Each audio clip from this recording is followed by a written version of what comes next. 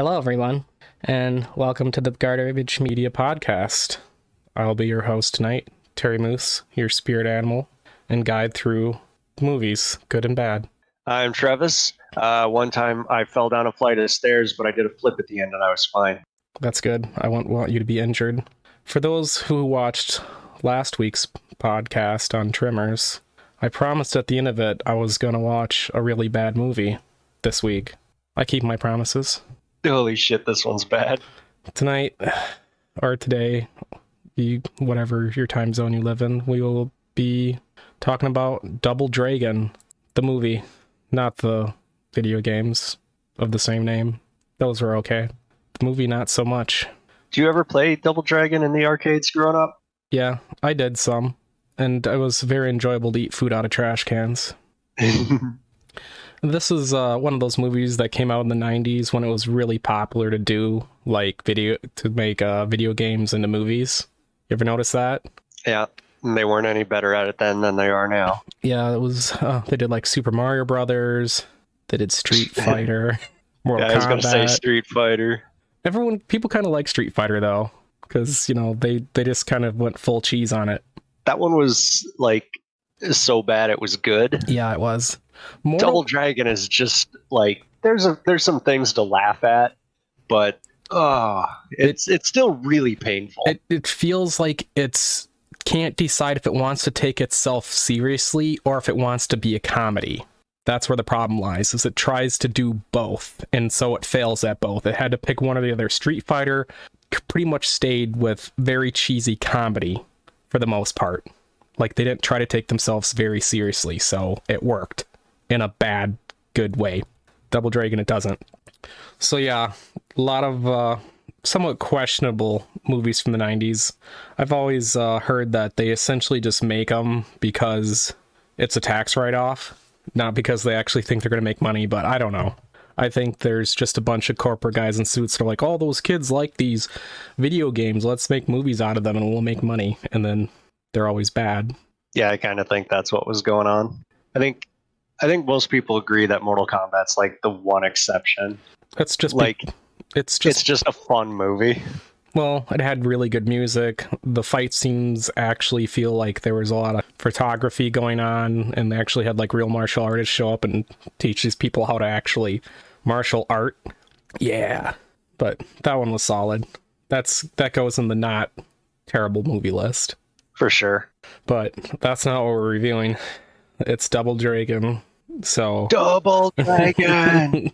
But the movie starts and we get a little prologue with a guy narrating about how there's this medallion that has mystical powers, but the guy that created the medallion was afraid that it would be too powerful in the hands of people, and so he cut it in half, as you do. Yep. And so the movies start, and I believe as he's doing his little prologue dialogue thing, explaining what's going on, we see this village being attacked in the mountains of China by the bad guy of the movie. Yeah, what was his name? Shuko? Kugo Shuko or Kuga Shuko? Koga Shuko. Koga Shuko, yeah. That's a stupid name. I hate it. And I'm going to keep mispronouncing it and saying it wrong throughout this whole review. Accept it, people that actually like this movie. It's a dumb name. Yeah, both of you. And so he's attacking this village in the mountains because he wants the medallion, because he wants to take over the world. As you do. Yep, as evil villains do. And that's apparently the entire motivation for him, is he just wants world domination. He is the brain. I guess Pinky would be his sidekicks. And he gets to work on it pretty quick, because I think like shortly after the intro and the attack on that little town, he gets the first piece like out the gate. When he attacks the town, all the villagers have had their tongues removed to stop themselves from revealing the secret of where the medallion is. Because I guess writing didn't exist. Yeah, I was gonna say this is like a CinemaSins level of bad writing. Like, so what? They still have hands. They can just write it out. I'm sure the man can understand like whatever language they're using, or at least have a translator. and force them through torture to give him the location. But like tongue removal as an actual practical means of preventing the spread of information, like that wouldn't have even been a reliable means of doing so, like before the invention of the printing press. Like people, like the written language has been around forever. like, I suppose maybe they're all illiterate. I guess we'll go with it. We'll give the movie that one, even if it's super weak. Maybe, but it was like a whole town. Yeah, I know, it's dumb. It is still like, Yeah, like I said, it's a cinema sin level of sin there. It's awful writing. wasn't this one of those movies that took place in like the distant future of It takes place 1999 or in something? 2007 is when the movie takes place. So like it was a small town. So even in like 1994, which is when the movie came out, you would think somebody there would know how to read and write. But it's not even that. It's not even 1994. It's supposed to be the future. And these guys are monks. I'm sure they're well educated. At least Right? that's what I kind of got from it. These guys are monks, and they're protecting that shrine up in these mountains. And Yeah, so but Shuko, nope, we're going with tongue removal. but yeah, Shuko's minion Lash, I think, sees one of the villagers running up into the hills, and of course he's running to where the medallion is, I guess, even though it's supposed to be super secret. And he just happens to follow the exact perfect villager, the one that's running to the cave and not just fleeing from these guys that are murdering everybody. Convenience, Well, I guess. yeah. Don't you know that's what you're supposed to do when you want to hide something from somebody? You want to run and get yourself as close to it as humanly possible. Exactly. You don't want to run in the opposite direction and try to throw them off from where it's at. You run right to it. Yeah, that'd be stupid. And for some reason, You want to get right next to it and have a dumb look on your face, like there's nothing here. the cave, it's very conspicuous because there's just candles everywhere. Like the entire cave walls, everything's covered in candles and they're all lit. And it's just like, oh, this doesn't look suspicious at all. Like, why would anyone walk into this cave and wonder what was going on, would they? It's so dumb. There's a bunch of other stuff in that cave too, like a bunch of other treasures, right? Yeah, there's like, I think I saw like some statues and stuff. It all looks like really old, but yeah, I really just remember a crap ton of candles and they're all lit. I'm like, who's lighting all these candles? Why do you need like a million? Why do you need like 10,000 candles all lit in this cave? I don't get it. It doesn't make sense to me. I don't understand who's making all these candles. Are these people candle makers in this village? I don't know.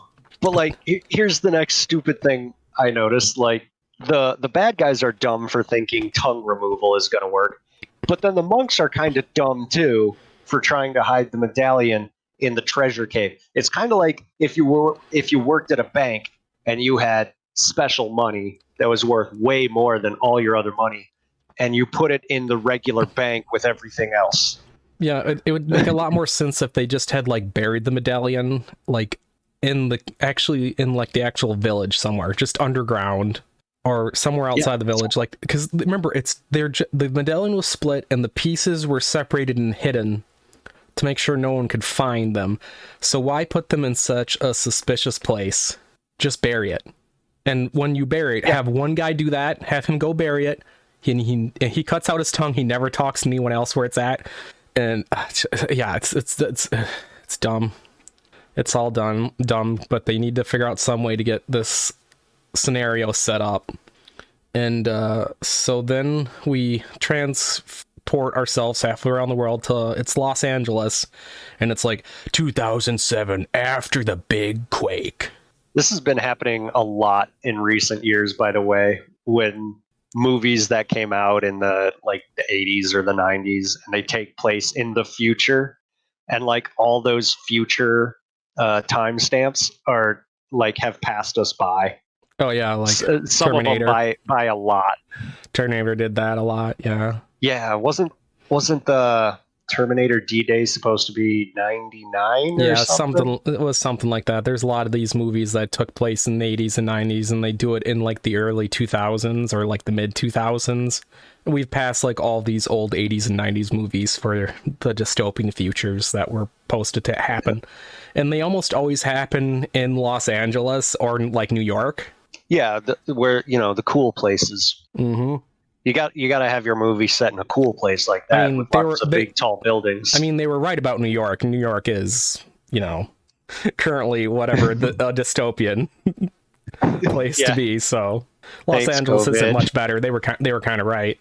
And so he bad guy monologues a little bit more, and he's kind of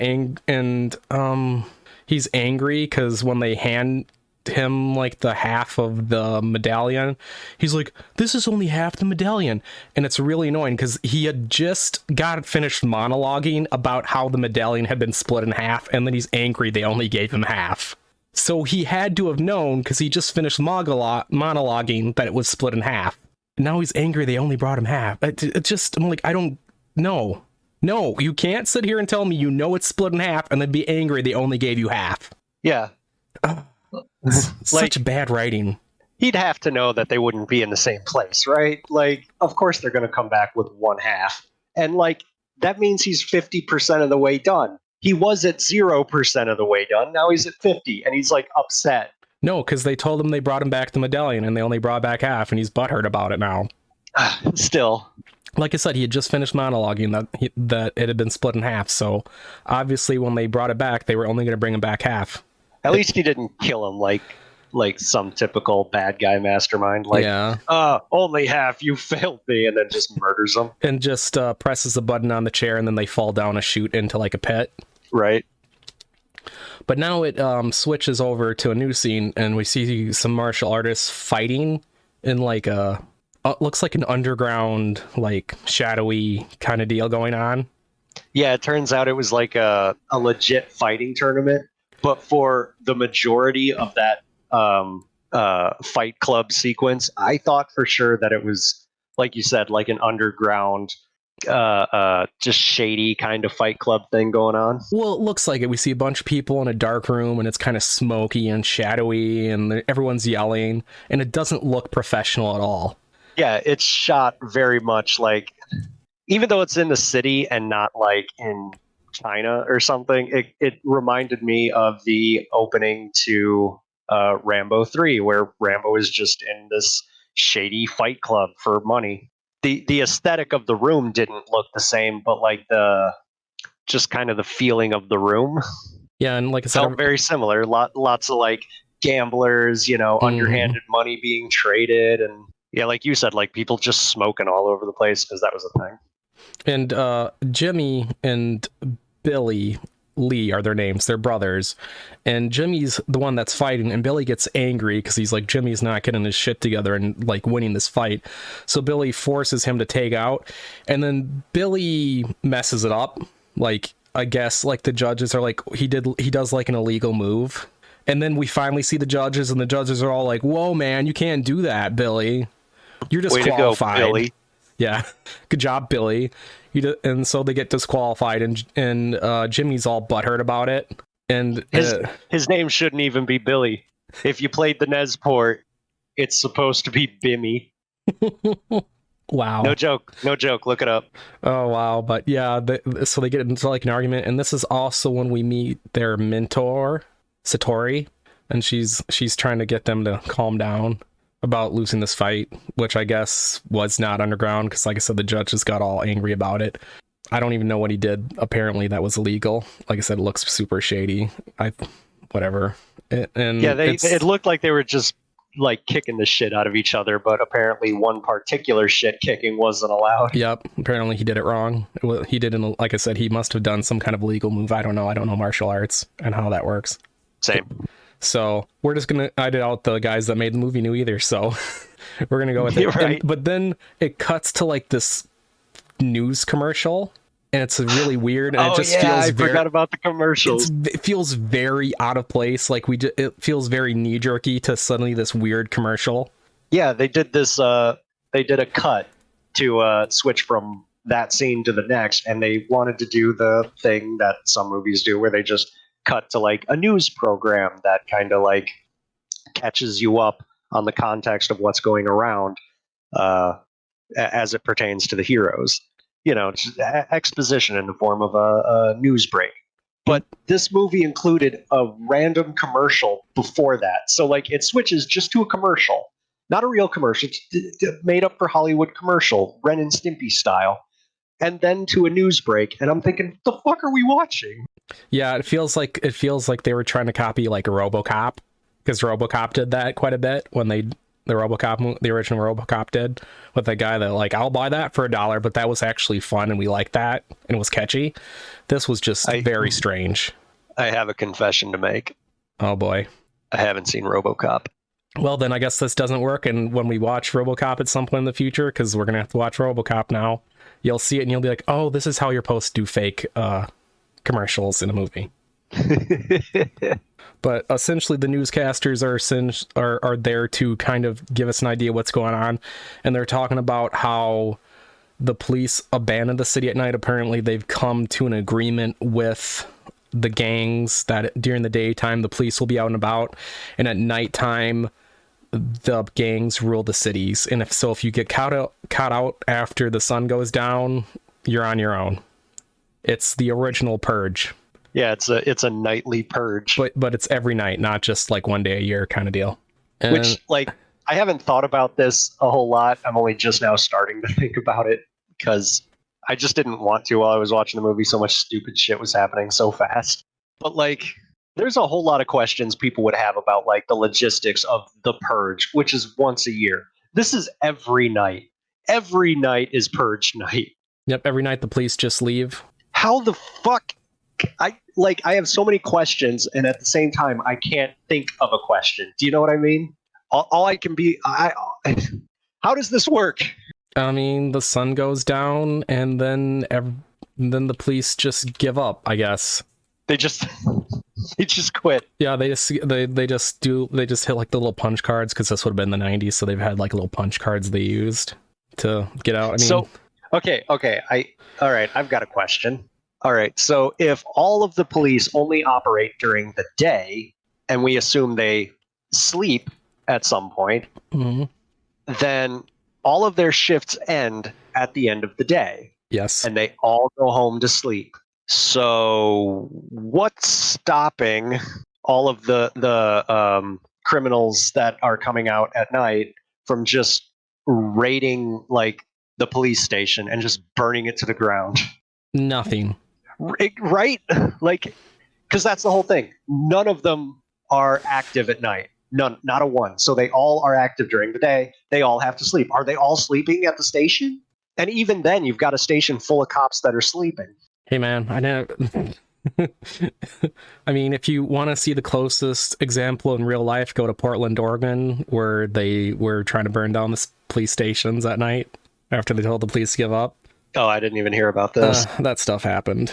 I'm not even going to get into it, but like there are certain moments where the movie almost does mirror like things that have happened in real life. So there are points they accidentally get stuff right, which is kind of scary since it's such a terrible movie. It's so bad. But reality does mirror it. Welcome to the dystopian future, my friends.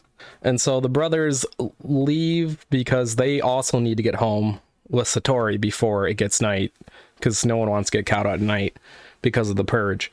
And they see what looks like a woman, and her car's broke down, and Billy's all like, ooh, hello there.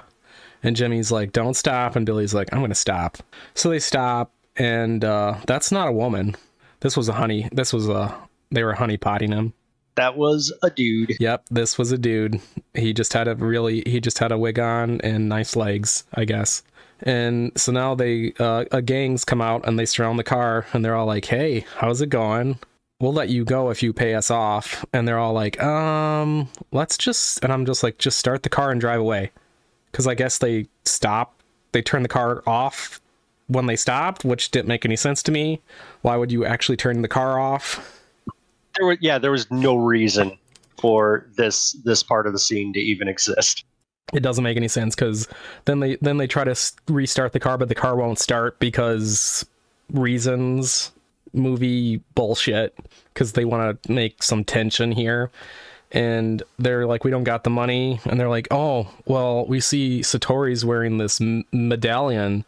How about you give us that? And then we'll just, we'll call it even. And she's like, no, this is like a family heirloom or some bullshit.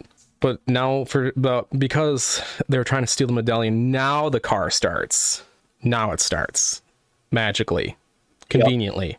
Why it was stopped or got shut off in the first place is beyond me. But Like I said, I could understand pulling the car over because you see a good looking woman and you want to go over and flirt and help her start her car. Fine, Billy, I get it.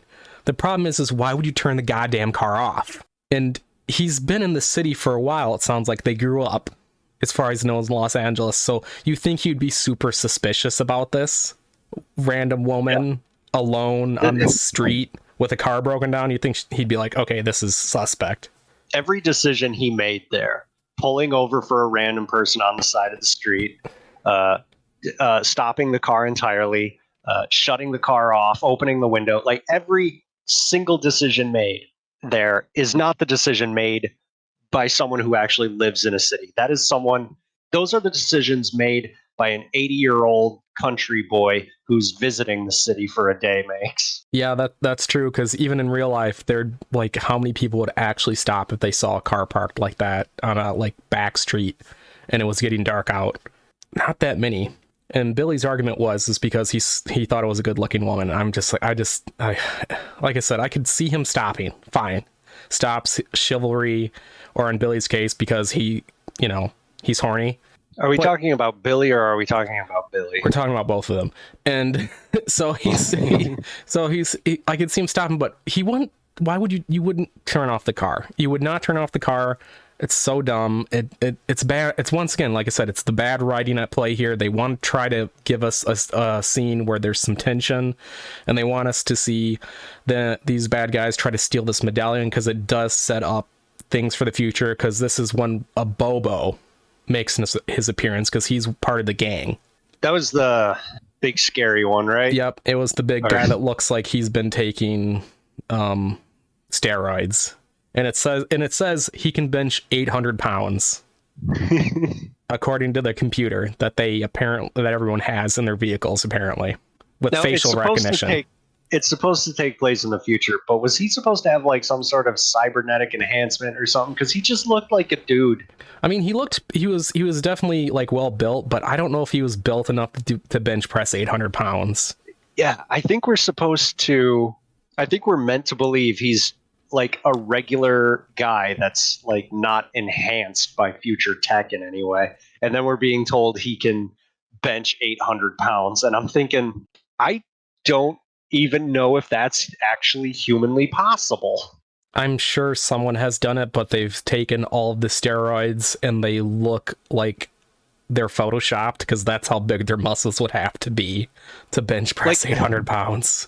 I've seen like really, really big numbers for the amount of weight the biggest guys in the world can lift, but they're not bench pressing it, They're lifting like 900 pounds from the floor, like with their entire body, and not just like laying down and just using their upper body strength alone to lift it. I don't know. We may be misremembering the bench press, and maybe they said something else, but I'm pretty sure I remember them saying he can bench press 800 pounds. And I don't remember at all. I'm just saying, if it is benching, I feel like I gotta call bullshit. It's a bad movie. They just want this big impressive number to make the brothers be scared, because he's strong, super strong. And Abobo, I guess, is leading this particular gang, because there's multiple gangs, and each of the gangs have like their own names and stuff. But the movie doesn't really go into it that much.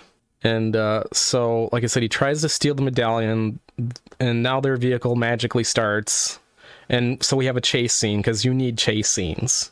It feels like they're going down a checklist of things you need to do in a movie, and one of those is chase scenes. For sure. And there's actually something I always kind of enjoyed. Like, the one thing there's a very short list of things I enjoy about the movie, and I like how they fuel the vehicles, and it's using random trash. I like how they ripped off Back to the Future too. Yeah, they essentially did, but I still like that they're using random trash to fuel the vehicle. The opening for it, like the gas cap, I guess you'd say, for the trash, was right where like the console for the car would be, and it had this little circular metal door that would open up, and then you'd shove trash into it, and then the circular metal door would like close up, almost like teeth rotating into a closed position. And I'm thinking, so many people are going to get their hand torn off in that. It's like having a dish disposal right in your car, completely open, and that's how you fuel it, by sticking your hand full of trash into it. So what you're saying, there's a lot of amputees in the future. There's got to be. And so they're trying to figure out how to get away from them because they can't shake them off. And then they grab a random like map out of the like side there. You know, you got your little storage area in your vehicles. You're like on your dashboard. Yep. And they throw the map out and it hits the bad guy's vehicle and it covers up the window. And I'm like, wow, that's convenient. But then things get weird because then Abobo is just like laughs and he's like, well, this isn't a big deal. Because he has like a little controller on the side and he starts playing like a video game that shows his vehicle. Yeah, he starts controlling the car from like a top-down video game perspective.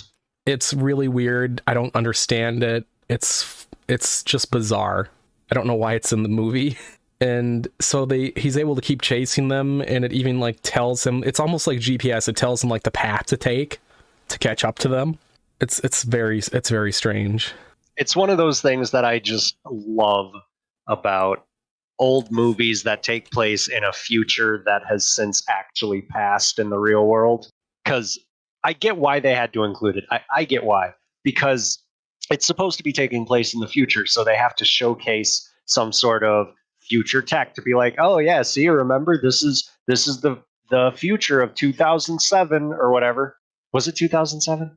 Yeah, because like I said before, I'm pretty sure they mentioned that the big quake happened in the year 2000, so this has to be 2007 because they say it's been 7 years since the big quake.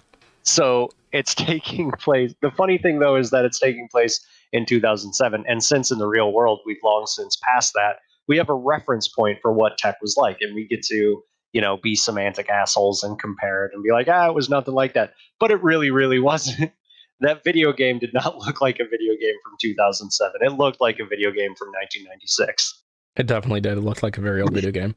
And so they run out of things to throw into their hand cutting off lawsuit waiting to happen machine. And they find some, looks like Cheese Whiz, like cheese out of a can. And it says on the side, it says, do not burn in like your furnace or whatever for your car. And yeah, like non-combustible. Yeah, non-combustible or something on there. Like there's a straight out warning, like don't throw this shit in there. And they're like, well, we'll do it anyway. What else do we gotta? And it gives them like a huge like nitro speed burst thing going on. And so they almost escape. Like they manage to get ahead of them and they go down like this back alley. And it looks like they're gonna escape, and because the bad guys can't drive, and then like that little game they're playing is like warning, you can't fit through this passageway or something, and it's all messed up, and they crash their vehicle, and they think the bad guys crash the vehicle, and the brothers Billy and Jimmy are like, yeah, we did it, we won, and then I mean, you know. Not really, because this back alley is a dead end. So now they're trapped in this back alley, and the only way out is to back up. But now the bad guy's vehicle is in the way, so it's like, you guys are fucking retarded. Please stop pretending like you've actually achieved something. There's no way out. And so a Bobo comes out, and he's really pissed off now because he got his vehicle wrecked. And so they're like, yeah, let's fight then, bro. Fight me. And then a bunch of like kids show up and they're wearing like tie-dye shirts and stuff. Like, it's really weird. And it's like, okay, so who are these guys and what are they doing? I don't get it. Turns out those were the power core guys, right? Yeah, they're a gang, but they're like a vigilante gang, not like a bad gang. Yeah. They almost make sense in this world because they're the ones that are like, the cops get lazy at night, so we do their job for them. They're like Batman, but not cool. Yeah. And they're led by Marianne? They're led by Alyssa Milano. Yes, they're led by a young Melissa Milano, and she's got her hair cut super short, and it's like all dyed and stuff. And she saves them, and then the brothers are both like, she's kind of hot, and it's like, well, she is wearing short shorts, so yes. Side note, were you ever able to tell which one was which between Billy and Jimmy? Yes. I couldn't. Billy's dumber than Jimmy. I'm not saying either of them are super or particularly smart, but Jimmy at least occasionally feels like he doesn't do nearly as many stupid things as Billy does. I just knew him as the red one and the blue one. Yeah, you could say it that way as well, but I'm a professional. I remember their names and can distinguish between them. And so after they're saved by the tie-dye gang, they go back to their house. I guess it's their house, which is like an old movie theater or something. I don't really know. They don't explain these things very well. And so then Satori starts doing exposition to them, explaining to them about how she got the medallion to the boys, and like what its powers are and stuff, and how Koga can never get the medallion because if he does, he's going to do bad things. And we don't want the bad guy to get the thing to do bad things. Another side note. I just found out the guy that was playing the main antagonist, whatever his name was. Shuko? Yeah, Shuko. The guy playing Shuko is the same guy that played the liquid metal Terminator in Judgment Day. Yeah, Robert Patrick. Man, that would have been around the same time, too. God, he looks totally different. This came out in 94. Didn't Judgment Day come out in maybe that was 92, but I thought it was 94. God, it wasn't that much of a difference. Yeah, I had no idea. If you would have put them side by side, I would have said they weren't the same person. Oh, it was 91. Okay, so he's a little bit older, a few years older. Yeah. But yeah, that's the same dude. I mean, I kind of see it, but at the same time, like, Koga has like a little like beard and goatee and shit or something going on. He has like facial hair. Well, the Terminator didn't. Okay. I feel like we got totally off topic, but it was bugging me. But so Aboba, Koga is not happy with him. Apparently Aboba works for Koga. We had no idea this was a thing. Like, they just kind of like out of nowhere, they're just like, by the way, I'm disappointed in you, Aboba. And Aboba's like, please, sir, what I do wrong? What I do wrong? It's like, you didn't get me the other half of the medallion. And it's like, he had no idea you wanted this medallion. Like, you've mentioned none of this to Aboba. Why are you being mean to him now? Like, now Koga goes full evil mode, like we were talking about earlier, and just does stupid bad guy shit to someone that had done nothing wrong. Yep.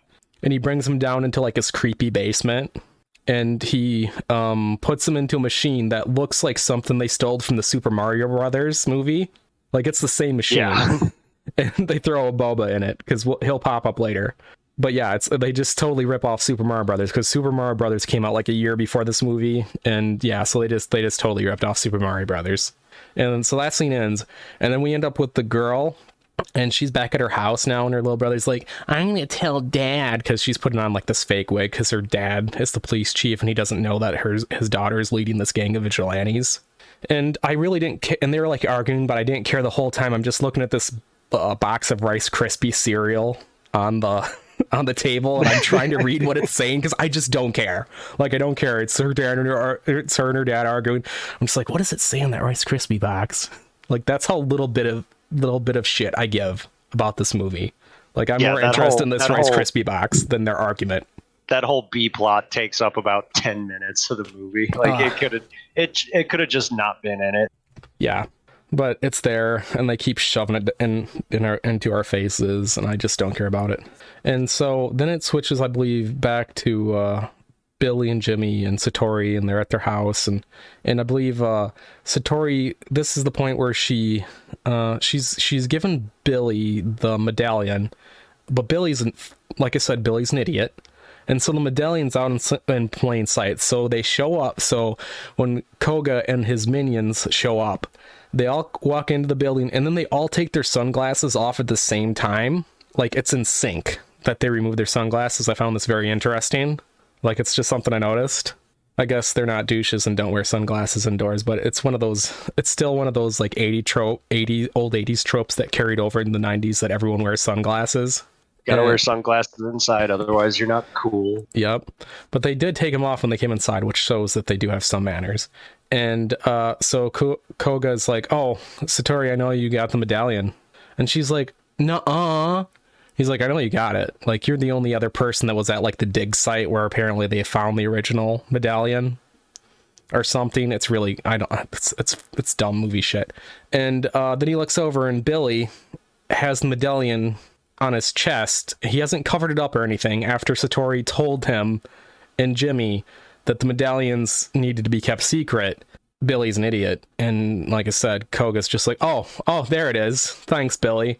And I'm just like, this is Satori's fault. She should have given the medallion to Jimmy because Jimmy would have hidden it under his shirt.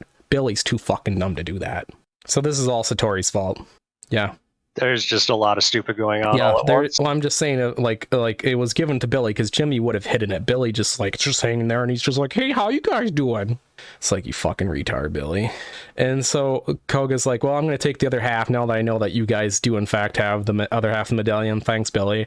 And they're all like, "Oh, Satori told us not to give you this, so we're gonna like run away." And they're like running through this like old movie theater, like parkouring and trying to get away from him, and they're fighting Koga's minions.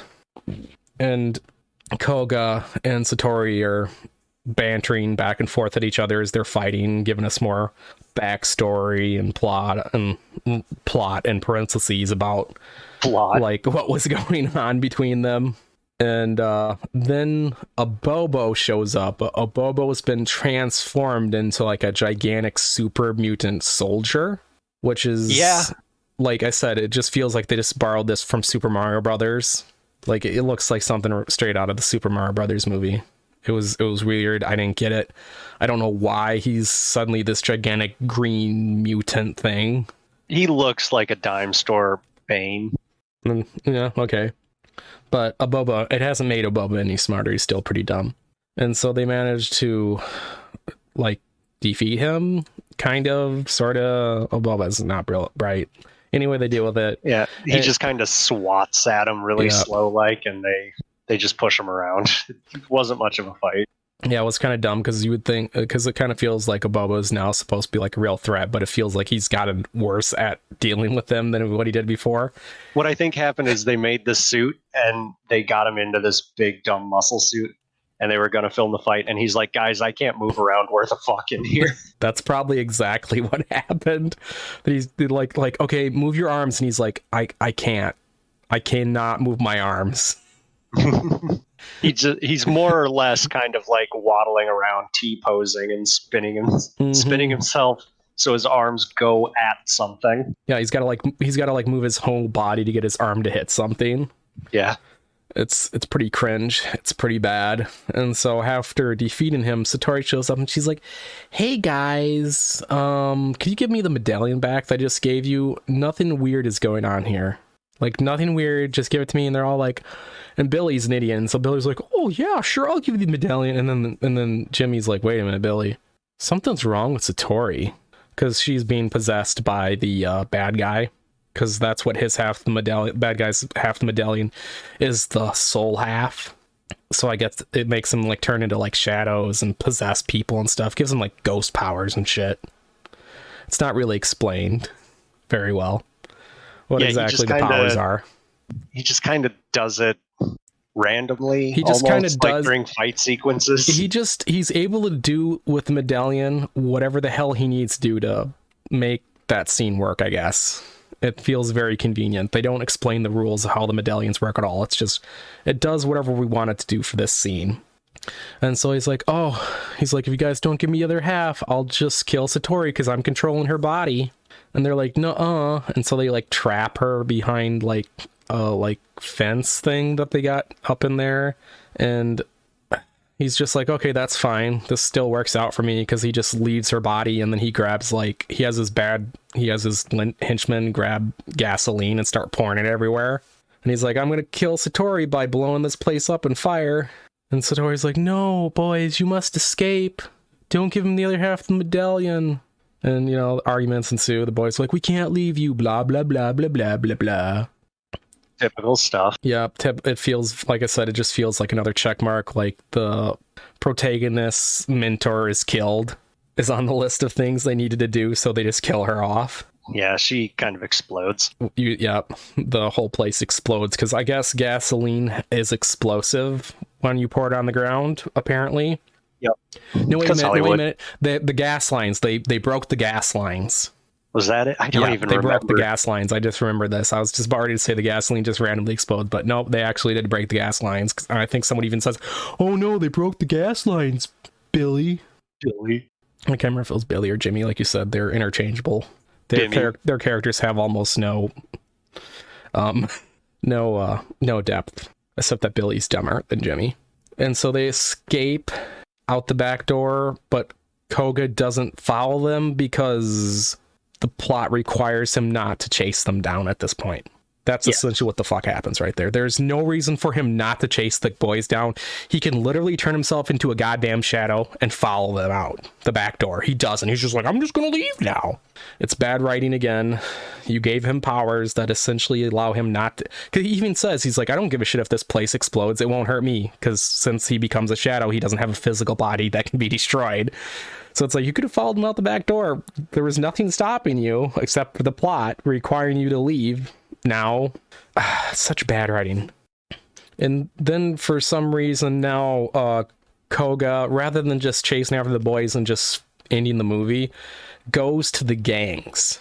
And they're all like in this like huge, like, there's like this big pit and there's some gang leader in there. And he's like, why should we follow Koga? He's dumb. He's dumb and stuff. The gangs will never follow one leader, which I find funny because if they're not going to follow one leader, why is this guy suddenly representing all of them as by himself? Okay, whatever. So they essentially do a Thunderdome moment. 2 men enter, 1 man leaves. And Koga just like instantly kills this guy because, you know, medallion powers. And the gangs are just like, oh, I guess this guy's in charge now because he killed 1 person using like magic and shit. Which is followed by a scene where a Bobo apparently has survived this gigantic explosion because he didn't escape from the building, and they find him in the rubble, and it's that same gang that are pretending to be Batman but with like tie-dye t-shirts, and they're like, I guess we'll bring him back to our base and pump him for information. Because we can't just let a Bobo be dead. I would have preferred if he had just died right there, because he adds nothing to the movie after this point, in my opinion. Yeah. And so they turn him into like this big super monster to be a threat, and then he isn't a threat, and then it's just, where do you go from here? Like I said, pump him for information that he never gives them. And so the brothers are all butthurt about Satori being killed. And they're all like, what are we going to do now? Satori's dead, man. And so then they start talking about their past and about how their father died and how Satori saved them from living on the streets and shit. And Billy and Jimmy are arguing over whose fault it is that Satori's dead or something. Nobody cares. These characters are so two-dimensional and flat. God, this movie's so bad. But well, they're arguing, the gangs show up, and now we're actually introduced to more of the gangs. Like, we know that there's more than one gang, and I feel like this was an opportunity. Like, there somewhere deep within this movie there is a better movie, but it just never happens because of lazy, shitty writing. Because I like that there are multiple gangs, and each gang kind of has their own theme. Like, there's the clowns. Clowns can be scary. These clowns are not scary. They're not. They look ridiculous.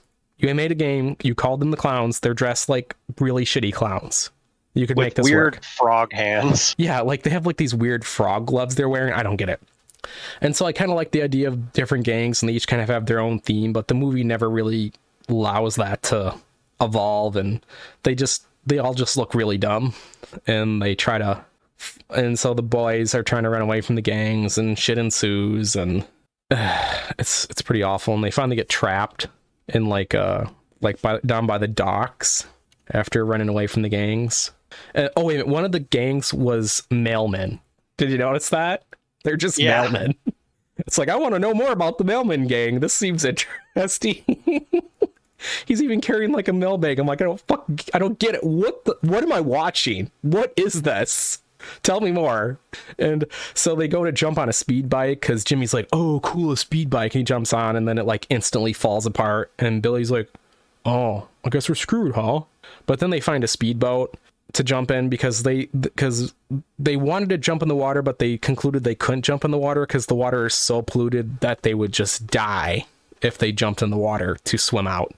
Yeah, they made it seem like the water was just outright poison, like you would acidic melt. poison. It was acidic, yeah, like you just melt if you jumped in the water, is what they very much seem to imply here.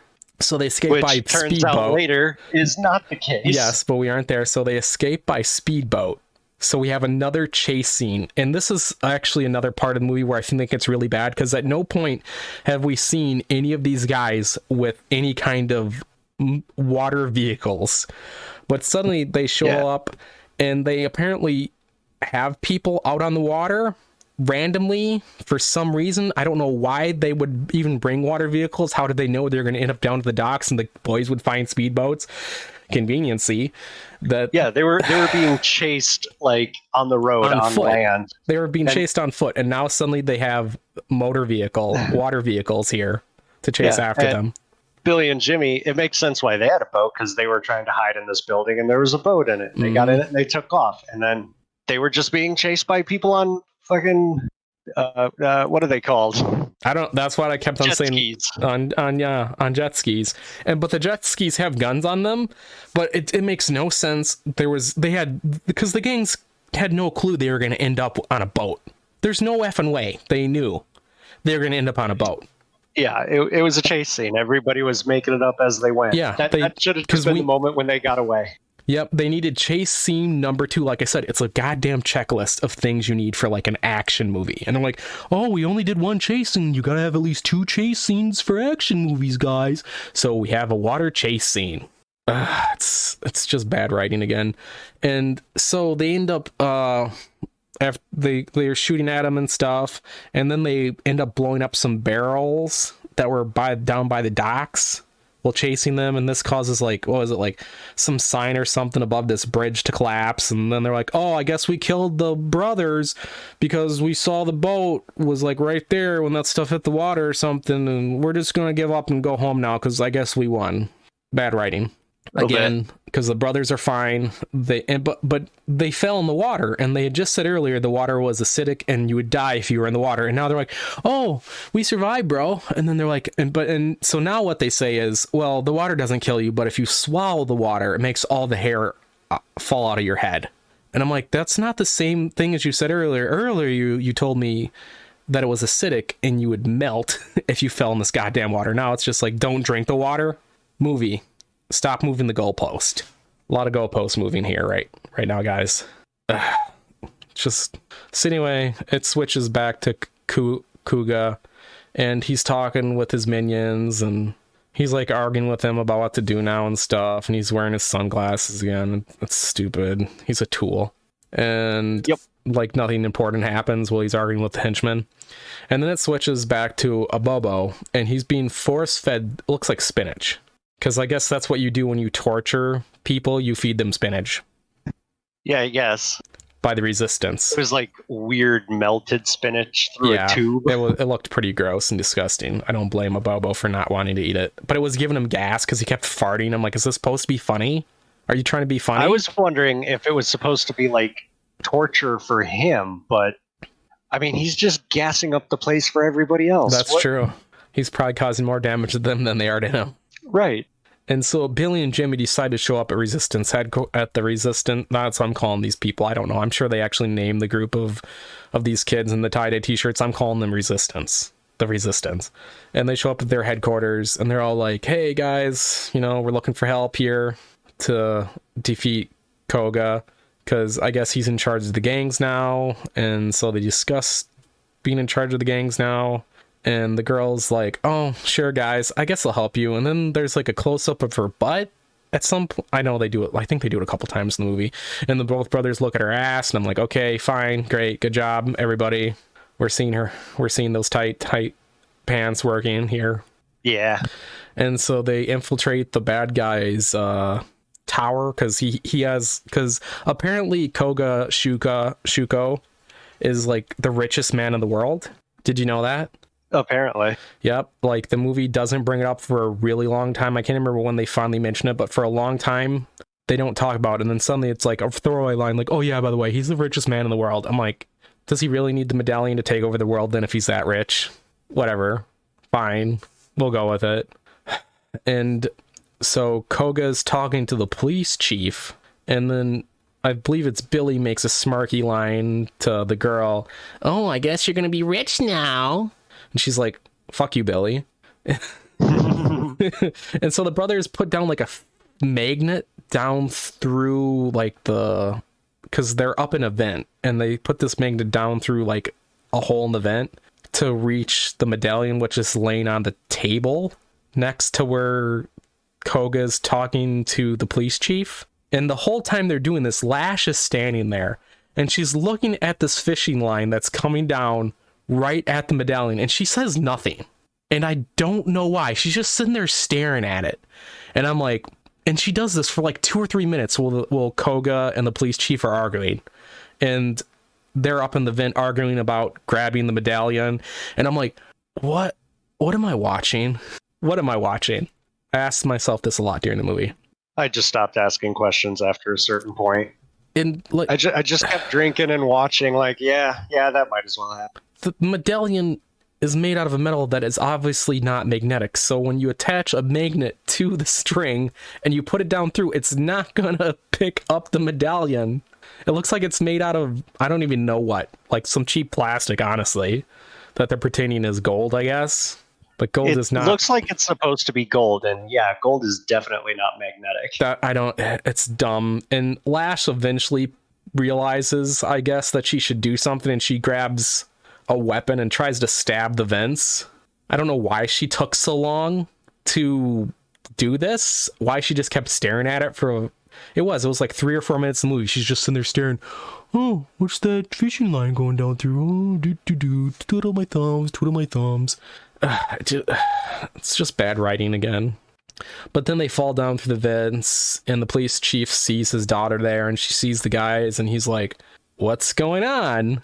And I'm like, yeah, I thought the same thing, police chief. What the hell is going on? And so there's a big fight, and stupid shit happens, and but everyone escapes, and for some reason Koga is just like, well, my plans keep failing, and I'm actually really bad at my job.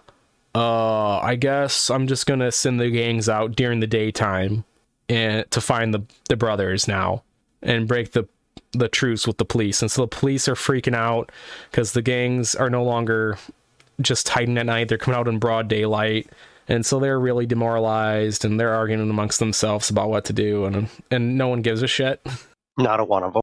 And I believe at some point Koga Shuka mentions during the fight that he killed the boy's father, because which comes out of left field. Yeah, like there's been zero foreshadowing up to this point. We knew that Koga and Satori and the kid's father all apparently worked at some kind of archaeology site together, which is how they knew each other. But Koga's the richest man in the world, and I've never heard of a rich archaeologist, but fine, whatever, we're going with it.